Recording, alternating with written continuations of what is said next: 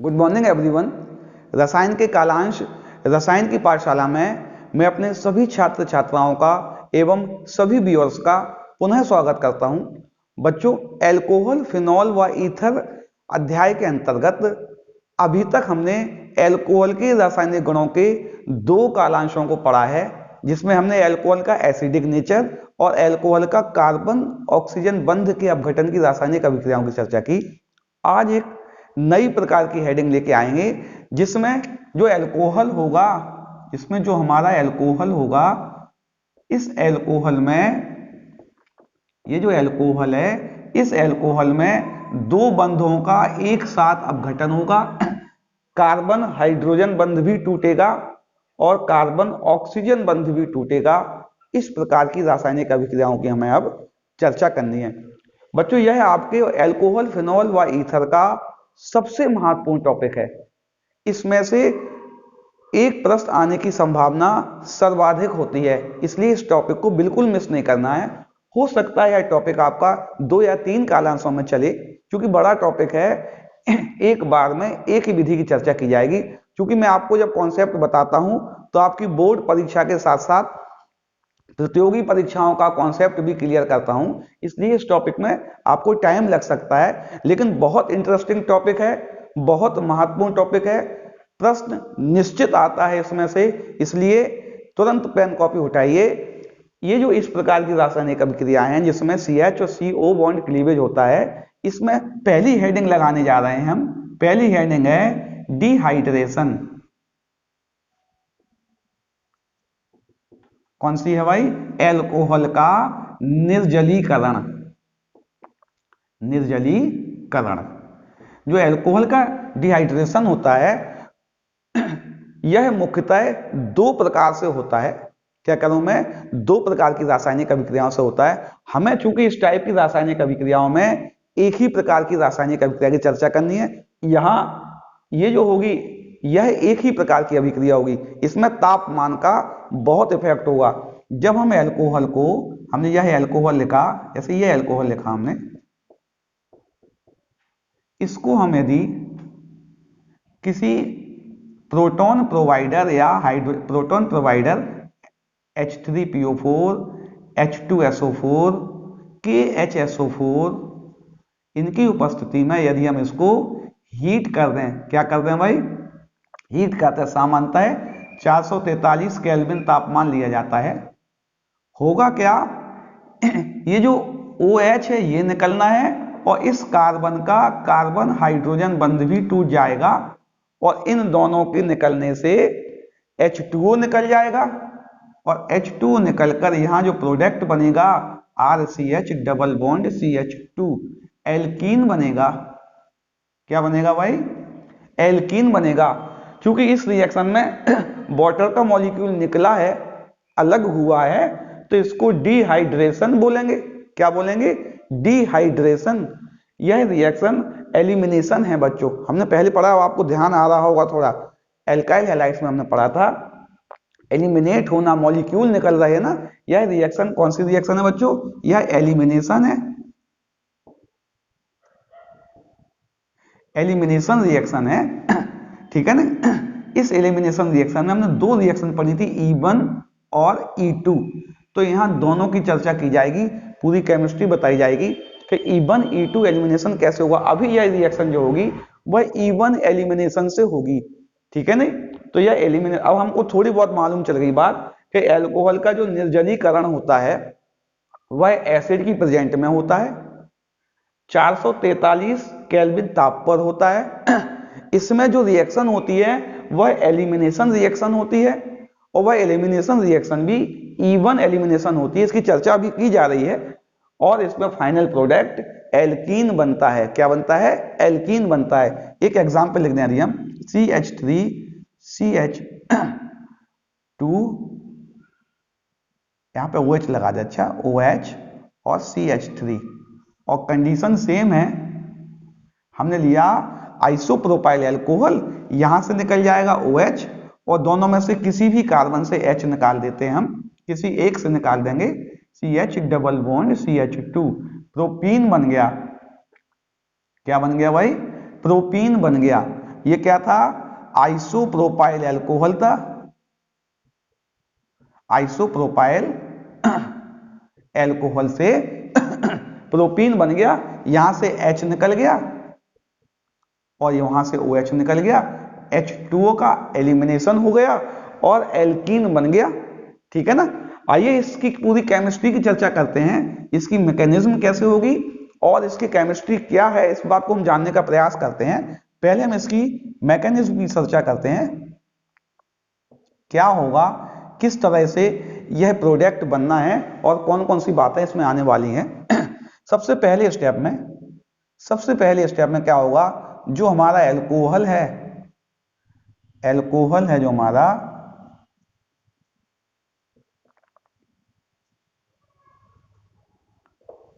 इस एल्कोहल पर CH3 लिखना है ना, इस एल्कोहल पर एसिड से जो प्रोटॉन प्राप्त होगा, प्रोटोनेशन होना है इसका, है ना, इसका योग होगा। अब प्रोटॉन चूंकि इस पे पॉजिटिव सेंटर है, यह चाहेगा कहीं ऐसी स्पेस, ऐसा स्थान मिल जाए जहां इलेक्ट्रॉन हो, तो इस ऑक्सीजन पर 2 लोन पेयर इलेक्ट्रॉन होते हैं और यह इस ऑक्सीजन पर अटैक करेगा और यहां पर जाकर यह जुड़ जाएगा, यानी क्या बनेगा, RCH, इसको ऊपर लिख दे रहा हूं मैं, OH2 और इस पर एक यहां लिख दें, एक इलेक्ट्रॉन कम हो गया इसका लोन पेयर, एक पॉजिटिव चार्ज आ गया और CH3। यानी पहले स्टेप में क्या हुआ, एल्कोहल ने प्रोटॉन को एक्सेप्ट कर लिया, क्या कर रहा हूं मैं, पहले एल्कोहल ने प्रोटॉन को एक्सेप्ट कर लिया और प्रोटोनेटेड एल्कोहल बना दिया। क्या बना दिया, प्रोटोनेटेड एल्कोहल बना दिया। पहले स्टेप में एल्कोहल ने प्रोटॉन को एक्सेप्ट करके प्रोटोनेटेड एल्कोहल बना दिया। ये जो स्टेप होगा वो बहुत फास्ट होगा, ये भी फास्ट होगा, वो भी फास्ट होगा, यानी ये स्टेप कैसा होगा, फास्ट होगा, बहुत तेजी से एक्सेप्ट कर लेगा। सेकंड स्टेप में क्या होगा बच्चों, यहां पूरा लिख देता हूं, है ना। सेकंड स्टेप में क्या होगा, ये जो प्रोटोनेटेड एल्कोहल बना, RCH OH2 प्लस चार्ज है और एक लोन पेयर है CH3, यही था ना। यह जो प्रोटोनेटेड एल्कोहल है बच्चों, यह H2O का एलिमिनेशन कर देगा। क्या कर देगा भाई, H2O को एलिमिनेट कर देगा और इंटरमीडिएट कार्बोकैटायन, क्योंकि हम जानते हैं ऑक्सीजन जो होता है, मैं इस बात को कई बार बता चुका हूं, बहुत ज्यादा इलेक्ट्रोनेगेटिव होता है, पॉजिटिव चार्ज आना इसकी इलेक्ट्रोनेगेटिविटी और बढ़ा देगा। अब यह चाहता है कहीं ना कहीं से हमें इलेक्ट्रॉन मिल जाए तुरंत, तो यह इस कार्बन पर अटैक करेगा और इस कार्बन के इलेक्ट्रॉन को खींचकर अपना पॉजिटिव चार्ज वहां दे देगा। किसको, इसके इलेक्ट्रॉन खींचेगा और इसके इलेक्ट्रॉन खींचकर अपना पॉजिटिव चार्ज इस कार्बन को दे देगा और कार्बन पे प्लस चार्ज आ जाएगा। प्लस चार्ज कहां गया, कार्बन पे आ गया, इसका इंटरमीडिएट बन गया। ये क्या बन गया, इंटरमीडिएट बन गया और यही इसका RDS होगा। क्या होगा भाई इसका, यही इसका रेट डिटरमाइन स्टेप होगा। ये जो स्टेप होगा, सारी रिएक्शन की रेट यहां इस इंटरमीडिएट पर आधारित हो जाएगी। किस पर आधारित हो जाएगी, इस इंटरमीडिएट कार्बोकैटायन पर आधारित हो जाएगी। यानी दूसरे स्टेप में क्या होना है, लॉस ऑफ वाटर। क्या हुआ, लॉस ऑफ वाटर, यानी कि जल के अणु का निकलना हुआ और इंटरमीडिएट कार्बोकैटायन बना। क्या बना भाई, loss of water and formation of intermediate carbocation, carbocation बन गया। तीसरे स्टेप में क्या होगा, ये जो कार्बोकैटायन बना RCH सिंगल बॉन्ड CH3, ये जो कार्बोकैटायन बना, चूंकि हम जानते थे जो एसिड होता है, एसिड यहाँ पे कैटेलिस्ट की भांति बिहेवियर कर रहा था। H2SO4 एसिड था, हमने लिया था, H2SO4 में क्या था, H था और HSO4 था। ये HSO4 आएगा, कहेगा भाई मैं तो कैटेलिस्ट हूं, मेरा प्रोटॉन तो तुम यूज कर ही नहीं सकते हो, मुझे तो अपना प्रोटॉन वापस चाहिए। तो यह इस कार्बन पे अटैक करेगा और यहां से अपना प्रोटॉन खींच के ले जाएगा। ये जो प्रोटॉन है ये खींच के ले जाएगा और यहाँ पे H2SO4 कैटेलिस्ट वापस आ गया और RCH डबल बॉन्ड CH2 बन गया, एल्कीन बन गया। क्या बन गया भाई, एल्कीन बन गया प्रोडक्ट। आपको मैकेनिज्म क्लियर है ना। पहले स्टेप में क्या हुआ, एल्कोहल एल्कोहल को प्रोटॉन पर एल्कोहल पर प्रोटॉन का अटैक हुआ और प्रोटोनेटेड एल्कोहल बना। और ये स्पीसीज जो होती है बहुत अनस्टेबल होती है, ये तुरंत चाहती है कि H2O निकल जाए, क्योंकि ऑक्सीजन की इलेक्ट्रोनेगेटिविटी बहुत बढ़ जाती है। यह अपने पॉजिटिव चार्ज को खत्म करना चाहता है, यह तुरंत वाटर को एलिमिनेट कर देगा, इंटरमीडिएट कार्बोकैटायन बनाएगा। इंटरमीडिएट कार्बोकैटायन में HSO4 आएगा, अपना जो दिया हुआ प्रोटॉन था उसको वापस ले जाएगा और एल्कीन बनाएगा। अब दो तीन बातें हमें इसमें मिल गई हैं। सबसे पहले हमें मिल गया जो इंटरमीडिएट है, इसका इंटरमीडिएट कार्बोकैटायन है। क्या है भाई, कार्बोकैटायन है। जब इंटरमीडिएट कार्बोकैटायन हो गया तो इसमें रीअरेंजमेंट होगा। क्या होगा, ये रीअरेंजमेंट पॉसिबल है ना। रीअरेंजमेंट क्या है भाई, पॉसिबल है। इसमें रीअरेंजमेंट होने की संभावना है। यहां बच्चे गलती कर जाते हैं, आपको एग्जांपल बताएंगे। रीअरेंजमेंट पॉसिबल है और जो रेट ऑफ रिएक्शन होगी, रेट ऑफ रिएक्शन प्रोपोर्शनल होगी स्टेबिलिटी ऑफ कार्बोकैटायन। अर्थात जो कार्बोकैटायन को जहां ज्यादा स्टेबिलिटी मिलेगी, रेट ऑफ रिएक्शन वहीं जाएगी। सामान्यतः, मैं कह रहा हूं हमेशा नहीं होना है, सामान्यतः स्टेबिलिटी नॉर्मल कार्बोकैटायन होता है वह स्टेबिलिटी 3:1 होती है। अगर हमारा कार्बोकैटायन नॉर्मल है, सामान्य कार्बोकैटायन है, स्पेशल कंडीशनें भी आएंगी बच्चों, वहां बच्चे गलती करते हैं, उस बात को भी बताया जाएगा। तो नॉर्मल कंडीशन में 3:1 होगी। और चौथा आता है, चूंकि इसकी आरडीएस में जो एलिमिनेशन का आरडीएस था उसमें एक मॉलिक्यूल पार्टिसिपेट किया है, इसलिए इसको E1 एलिमिनेशन बोलते हैं। क्या बोलते हैं भाई, E1 एलिमिनेशन बोलते हैं। इस रिएक्शन को E1 एलिमिनेशन रिएक्शन बोलते हैं। इस बात को नोट कर लो बच्चों। टॉपिक को आगे बढ़ाते हैं। फिर हम कुछ एग्जाम्पल लगाते हैं जिनसे हम अभी तक हम जान चुके थे कि हमारा इंटरमीडिएट कार्बोकैटायन बनता है, उसकी स्टेबिलिटी पर रेट ऑफ रिएक्शन करती है। जितनी जल्दी डिहाइड्रेशन तब होगा जब कार्बोकैटायन स्टेबल होगा।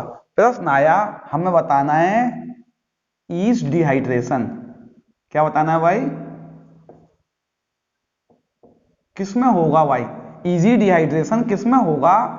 क्वेश्चन दिया है CH3CH2OH, दूसरा क्वेश्चन दिया है CH2 लिखें और CH2OH। तीसरा क्वेश्चन दिया है ये बेंजाइल अल्कोहल है। चौथा दिया है CH3CH2OH। और इन चारों की बात कर लें, अभी हम इन चारों की बात कर लें कि इनमें से सबसे जल्दी डिहाइड्रेशन किसमें होगा। ये A हो गया, ये B हो गया, ये C हो गया और ये D हो गया। अगर हम देखें, पहले हम सबसे पहले डिग्री फाइंड कर लें। हमने आपको बताया तो केवल डिग्री ही महत्व नहीं रखती है, और भी कई तथ्य आते हैं। ये अल्कोहल जो है, ये जो अल्कोहल है यह 1 डिग्री है, नॉर्मल है। यह भी 1 डिग्री है, ये भी 1 डिग्री है। ये जो है बच्चों, ये वाला, ये अल्कोहल 2 डिग्री है। कौन सा है, 2 डिग्री अल्कोहल है। इसमें 2 डिग्री अल्कोहल है। और ये वाला अल्कोहल 1 डिग्री है लेकिन बेंजाइल है।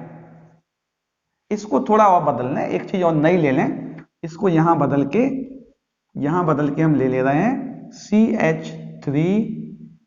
CH2 ले लें, CH2 double bond CH single bond CH2OH। ये थोड़ी नई बात और ले लें, यह 1 डिग्री एलाइल हो गया। क्या हो गया अब, ये 1 डिग्री एलाइल अल्कोहल हो गया। ये 1 डिग्री बेंजाइल है और यह 2 डिग्री अल्कोहल है। नॉर्मल ऑर्डर बच्चों हम जानते हैं, नॉर्मल हम जानते थे 3 डिग्री, 2 डिग्री और 1 डिग्री। ये नॉर्मल कंडीशन थी।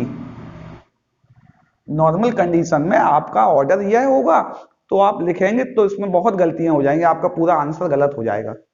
फिर हमें कुछ और बातें भी चर्चा करनी है। सामान्यतः याद रखना, जो बेंजाइल होता है, बेंजाइल जो होता है, बेंजाइल अल्कोहल, इसमें कुछ स्पेशल बात होती है। क्या होता है बच्चों, इसका जो बेंजीन होता है, इसमें बढ़िया सा रेजोनेंस होता है, बहुत मस्त रेजोनेंस होता है। इसमें पॉजिटिव चार्ज पूरी बेंजीन रिंग में डिस्पर्स करता है, तो इसकी स्टेबिलिटी, एक्स्ट्रा स्टेबिलिटी आ जाती है। इसमें क्या कर रहा हूं मैं, इसमें एक्स्ट्रा स्टेबिलिटी आ जाती है रेजोनेंस के कारण। इसलिए बेंजाइल जो अल्कोहल होगा, वह ध्यान रखना 1 डिग्री आगे वाले अल्कोहल, 1 डिग्री आगे का गुण रखेगा। अर्थात मैं ये कहना चाह रहा हूं आपसे कि अगर 1 डिग्री बेंजाइल अल्कोहल है, तो वह 2 डिग्री अल्कोहल से ज्यादा एसिडिक होगा। आपको ये बात याद रखनी है, ठीक है ना। अगर बेंजाइल अल्कोहल 1 डिग्री है, तो उसका एसिडिक कैरेक्टर 2 डिग्री से ज्यादा अच्छा होगा। कोई आपसे कहेगा क्यों होगा, क्योंकि हम कहेंगे बेंजीन में रेजोनेंस होता है, पॉजिटिव चार्ज रेजोनेंस के कारण पूरी बेंजीन रिंग में घूमेगा, ठीक है नहीं। तो यानी याद रखना, 1 डिग्री आगे से, 1 डिग्री आगे का क्या होता है, 1 डिग्री आगे की बात करेंगे हम उसके लिए, बेंजाइल के लिए, ठीक है ना। अच्छा, दूसरा ये वाला देखा एलाइल। एलाइल अल्कोहल में भी हाइपर कंजुगेशन होता है, ये भी स्टेबिलिटी प्रदान करता है, ये भी स्टेबिलिटी प्रदान करता है। तो जो एलाइल भी होगा, एलाइल भी 1 डिग्री आगे होगा। अगर ईज डिहाइड्रेशन होना है, अगर 1 डिग्री एलाइल है, तो यह 2 डिग्री अल्कोहल से ज्यादा एक्टिव होगा, ज्यादा जल्दी डिहाइड्रेशन कर लेगा। लेकिन यह इससे करेगा नहीं। ऑर्डर क्या हुआ, ऑर्डर हुआ बेंजाइल,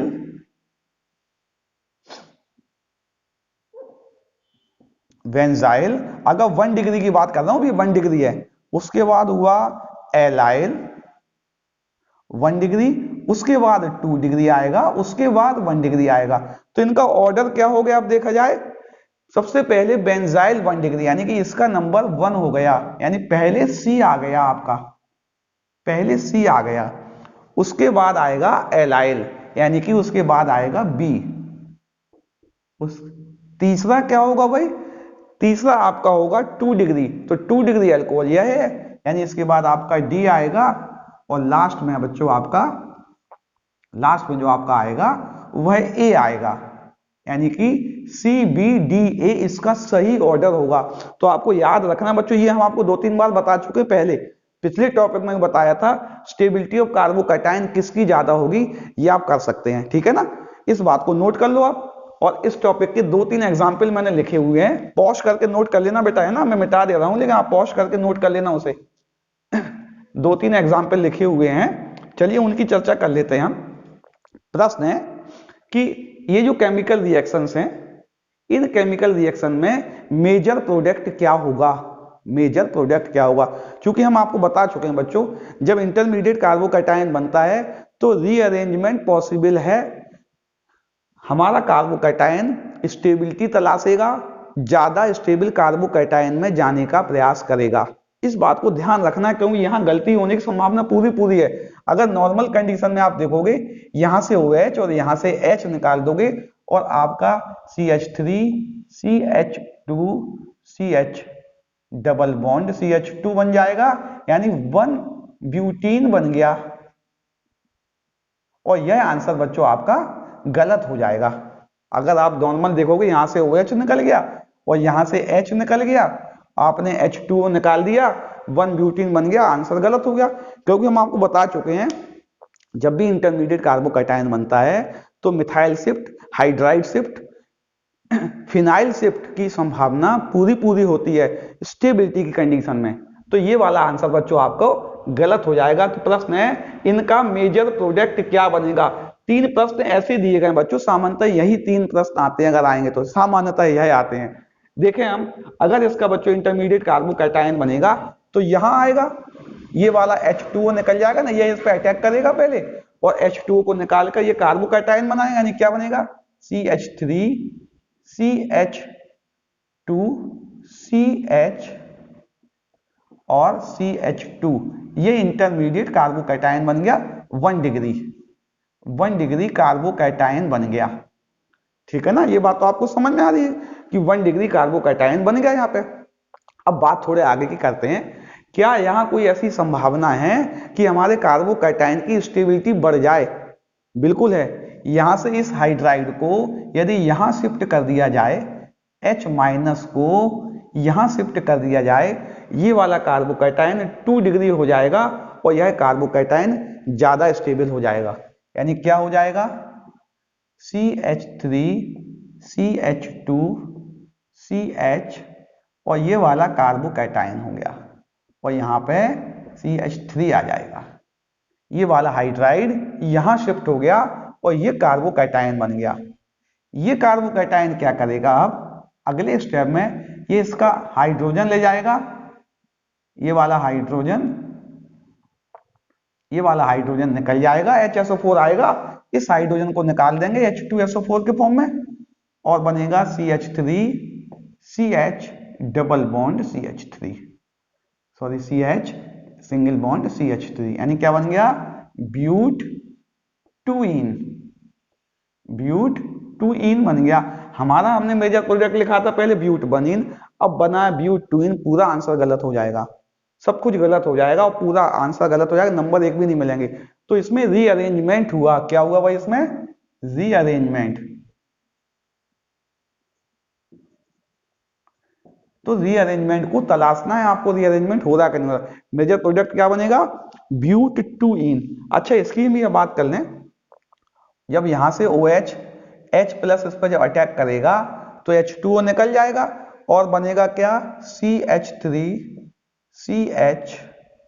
CH3 और यहां CH, ये कार्बोकैटायन बना CH3 और यह कार्बोकैटायन 2 डिग्री है। कितना है भाई? 2 डिग्री है।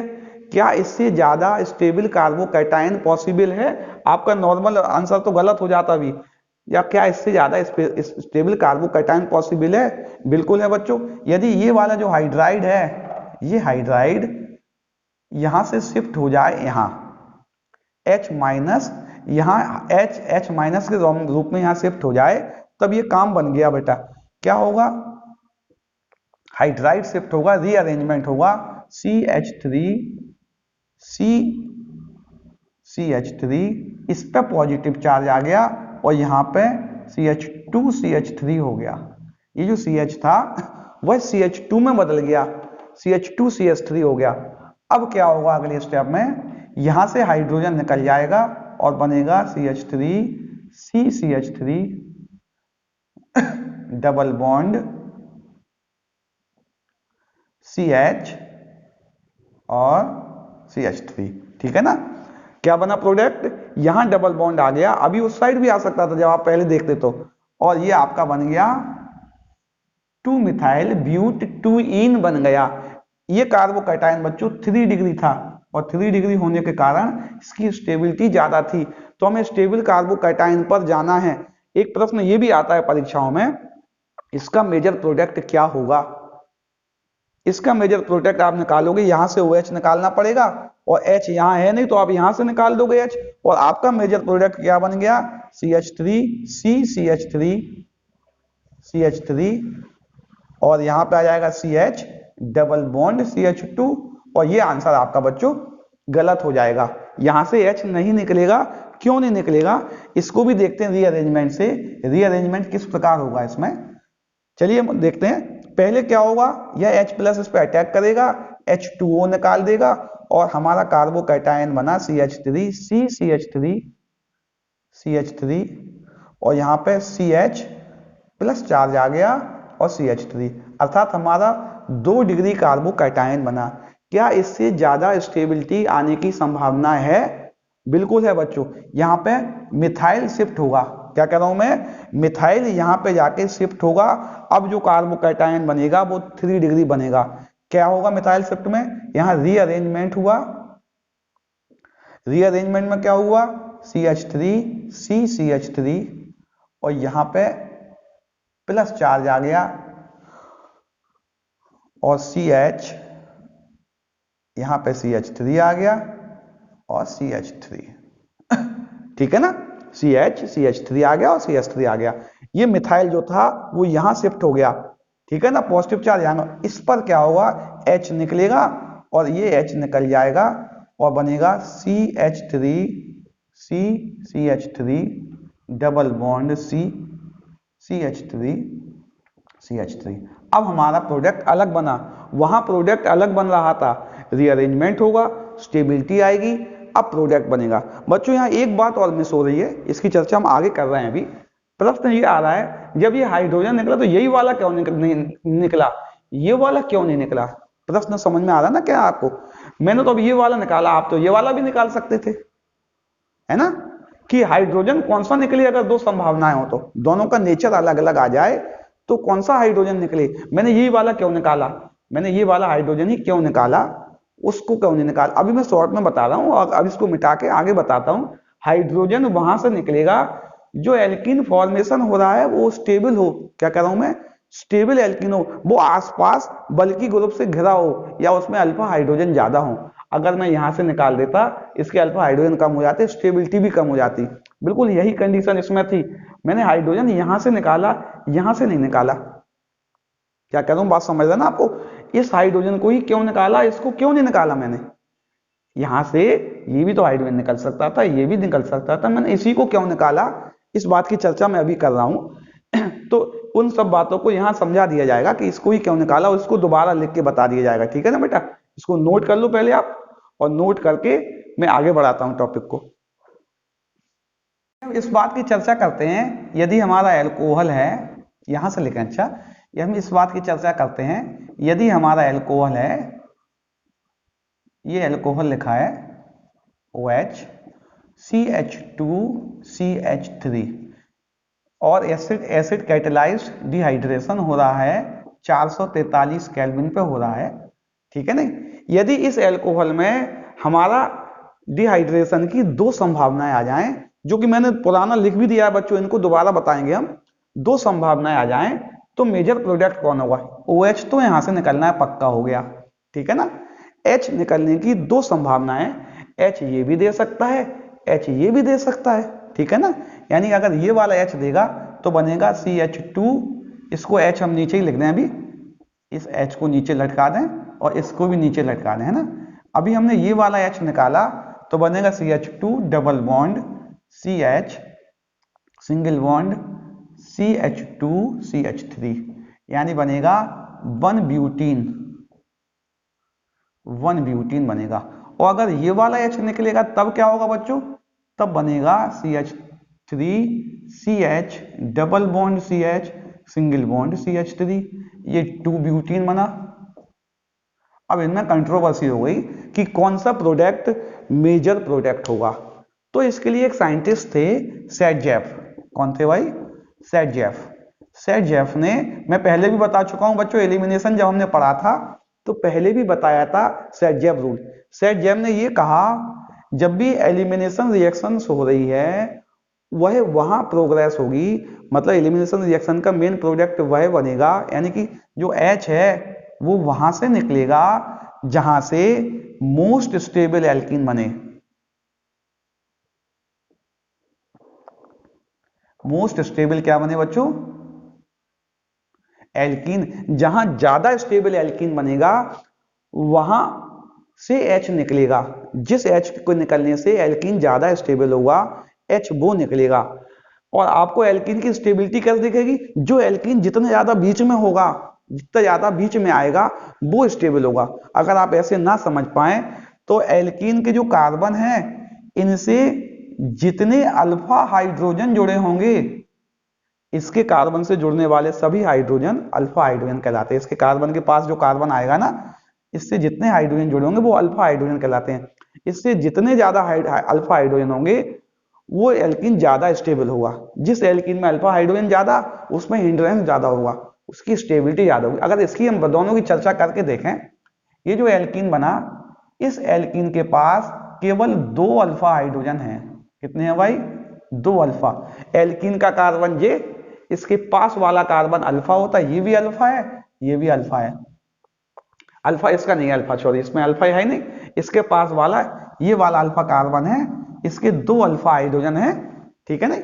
इस वाले एल्कीन की बात करें, ये वाला अल्फा है, ये वाला अल्फा है, 3 हाइड्रोजन इसमें, 3 हाइड्रोजन इसमें, इसमें 6 अल्फा हाइड्रोजन है।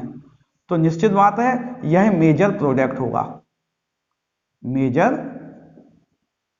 प्रश्न आता है इसमें मेजर प्रोडक्ट कौन होगा? मेजर प्रोडक्ट वह होगा सेरजेफ के अनुसार जिसकी एल्कीन ज्यादा स्टेबल होगी। ज्यादा स्टेबल एल्कीन कौन सी होगी? जिसमें अल्फा हाइड्रोजन ज्यादा होंगे। क्या कह रहा हूं मैं? जिसमें अल्फा हाइड्रोजन ज्यादा होंगे वह एल्कीन ज्यादा स्टेबल होगी। आपको याद रखना बच्चों, टॉपिक लंबा चल रहा है लेकिन आप बने रहिए लगातार। जिसमें अल्फा हाइड्रोजन ज्यादा हो। अब इस चर्चा यहां करते हैं। एल्कीन बनना है या तो ये वाला निकल सकता है, ये वाला निकल सकता है। मैं दोनों निकाल के देखता हूं, मैं दोनों प्रोडक्ट बनाने की बात करता हूं। अगर ये निकला तो बना CH3 CH double bond CH single bond CH3। और अगर इसमें से निकला हाइड्रोजन तो बना CH3 CH2 CH, थोड़ा यहां लिख दूं, देखे नहीं हो सकता आपको, क्या लिखूं? CH3 CH double CH2 CH double bond CH2। अगर देखें ये डबल बॉन्ड वाले कार्बन, इनको तो हटा दिया हमने।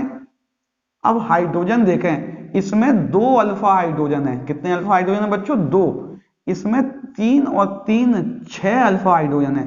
कौन सा प्रोडक्ट बनेगा? ये बनेगा प्रोडक्ट, और यही हमने बनाया था, वहां सेरजेफ रूल फॉलो हुआ है, इसलिए ये वाला प्रोडक्ट बना। इसकी बात करें यदि हम, इसमें भी 2 संभावनाएं हैं। 2 संभावनाएं कौन कौन सी हैं भाई?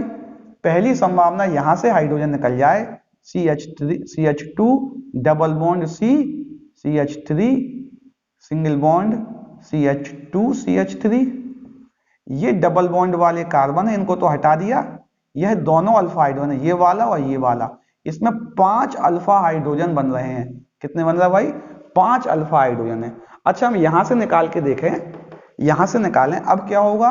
CH3 CH3 double bond CH single bond CH3।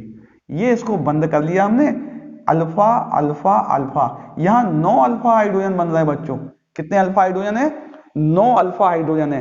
तो वो ज्यादा अच्छी स्थिति है, वही हमने बनाया है। सेरजेफ रूल समझ में आ रहा ना आपको? अच्छा, ये वाला अगर हमारा इंटरमीडिएट बनता है कार्बोकैटायन, इसकी हम बात करें, अगर हम यहां से H निकालें या यहां से, एक ही बात है, यहां से निकाल तो क्या होगा?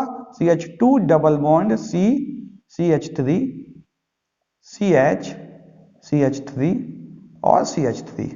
ये मेन कार्बन था। इससे हाइड्रोजन एक का अल्फा ये और एक ये है, यानी 4 अल्फा हाइड्रोजन है इसमें। कितने हैं भाई? एक यहां है, 3 यहां है, 4 अल्फा हाइड्रोजन हो गए। अगर हम यहां से निकालते हैं H, यहां से H निकालते हैं, तब क्या होगा?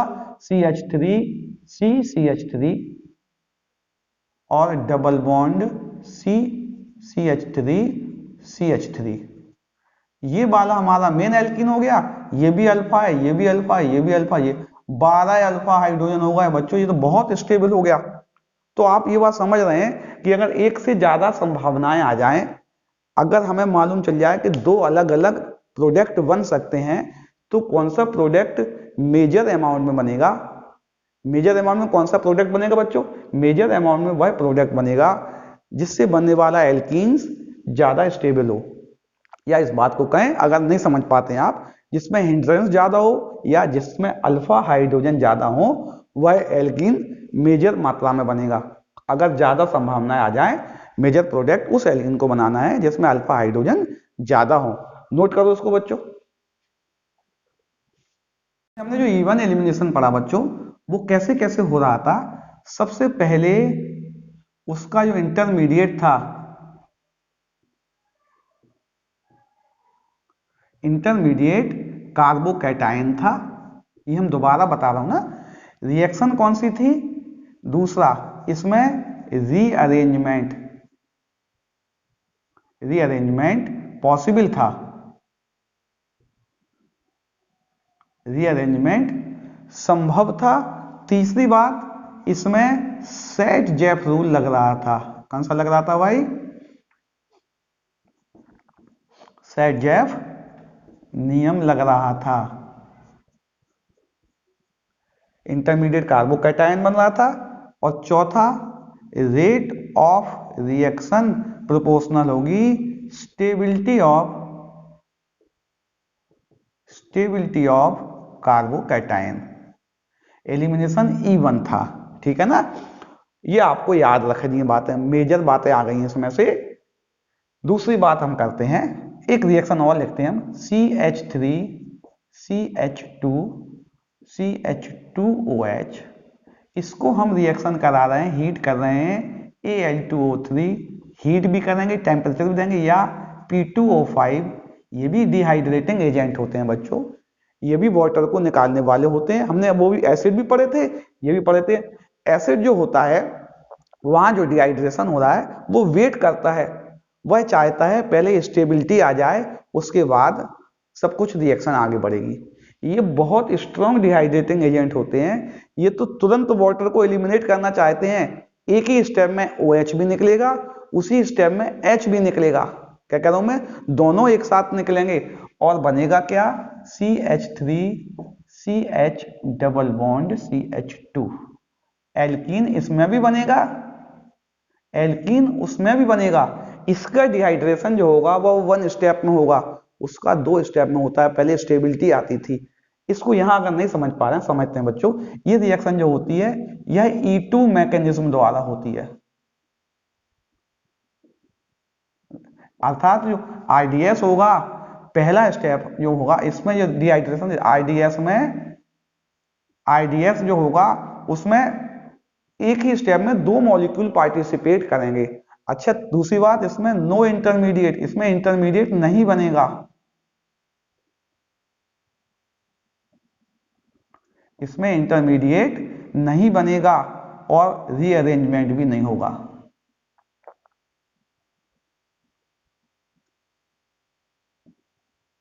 इसमें रीअरेंजमेंट भी नहीं होगा। देखिए आप कहां फंसते हैं, क्वेश्चन आया CH3 CH2 CH2 CH2OH, ये क्वेश्चन लिखा है अगर आपका, और प्रश्न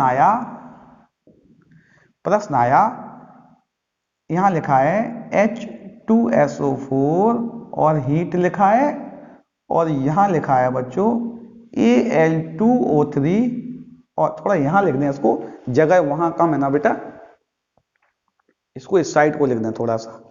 यहां लिखा हमने CH3 CH2 CH2 CH2OH, और इसकी 2 तरह से रिएक्शन हो रही है।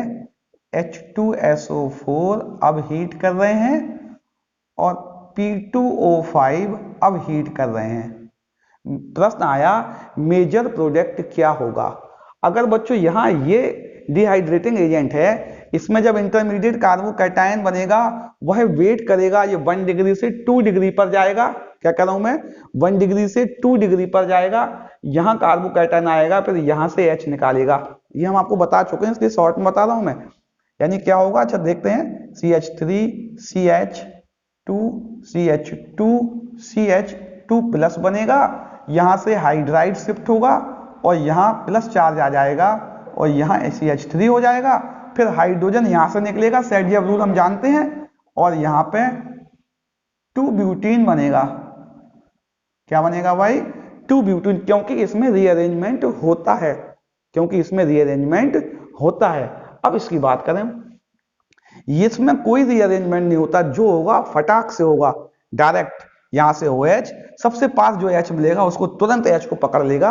यानी क्या बनेगा, CH3 CH2, यहां पर थोड़ा डबल बॉन्ड लिखा है, ठीक है, CH2 CH double bond CH2, यानी 1 ब्यूटीन बना। अंतर आ गया बच्चों, अगर ये लिखा होगा तो प्रोडक्ट अलग हो गया। बहुत सी बातें मिल गई हम आपको, अगर ये लिखा होगा तो प्रोडक्ट अलग हो गया, ये लिखा हो तो प्रोडक्ट अलग हो गया। क्यों हो गया बच्चों अलग, इसका एलिमिनेशन E1 से हुआ है और इसमें इंटरमीडिएट कार्बोकैटायन बना होगा, जब तो स्टेबिलिटी लाने के लिए यहां आ गया एल्कीन। यह E2 मैकेनिज्म से होता है, इसमें कोई भी इंटरमीडिएट कार्बोकैटायन नहीं बनता है। ये डायरेक्ट रिएक्शन होती है, फास्ट होती है, एक स्टेप में ही। अगर रेट डिटरमाइन स्टेप होगा तो पहला स्टेप आ जाएगा, इसमें 2 पार्ट स्पीशीज एक साथ भाग ले रही हैं, वही रेट डिटरमाइन स्ट्रेस हो जाएगा और एलिमिनेशन E2 होगा। ठीक है ना, मैं आशा कर रहा हूं उपरोक्त टॉपिक आपको समझ में आ रहे होंगे। अगले कालांश में नई रासायनिक अभिक्रियाओं के साथ पुनः मिलते हैं।